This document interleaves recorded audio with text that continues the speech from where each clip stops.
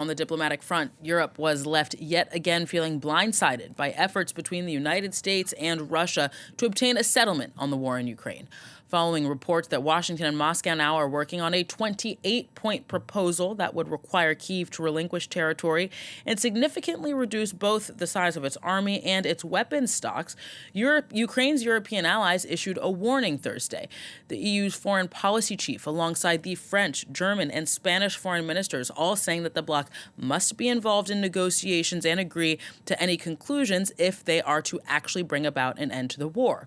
Hungary, though, broke with that message, its foreign minister warning that time is simply not on Kyiv's side as the war continues.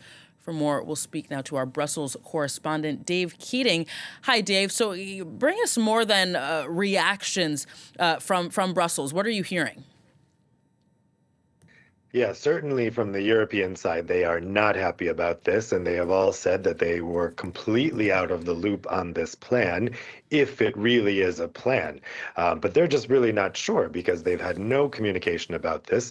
The EU's foreign policy chief, Kaja Kallas, said earlier today that for any plan to work, quote, you need Ukraine and the Europeans on board. We have not heard a single concession from Russia in this plan. And for sure, this looks like a complete surrender that Ukraine would be forced to sign by the United States if this went forward, of course, with it having to disarm to half its current strength, with it having to adopt Russian as an official language, with it having to cede territory in the east of Ukraine in the Donbas region, even more territory than Russia actually currently controls.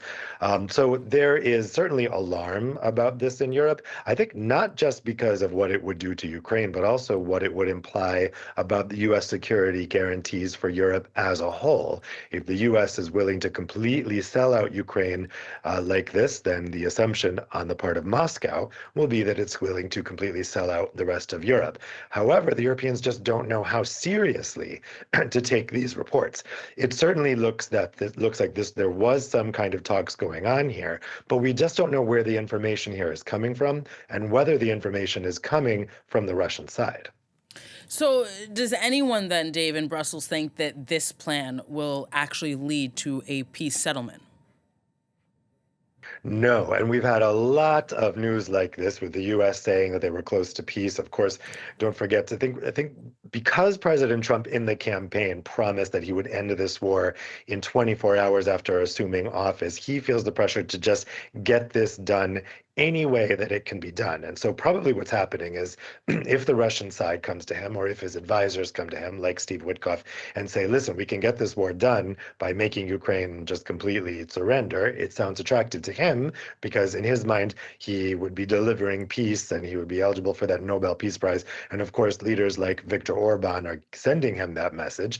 But the reality is that Ukraine would never agree to this.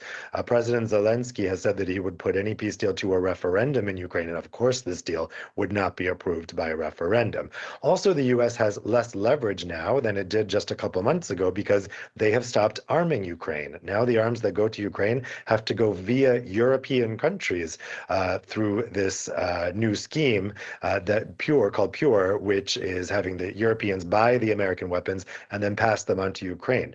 So Trump doesn't even really have the leverage to force this on Ukraine at the moment. I think right now the attitude in Europe is let's see what this really is. This may just be Russia putting this out there trying to test the ground. But if the Trump administration shows that they're warming to this idea that this is actually there's something that they're going to try to push on Ukraine, you are going to see fierce resistance to that from European capitals.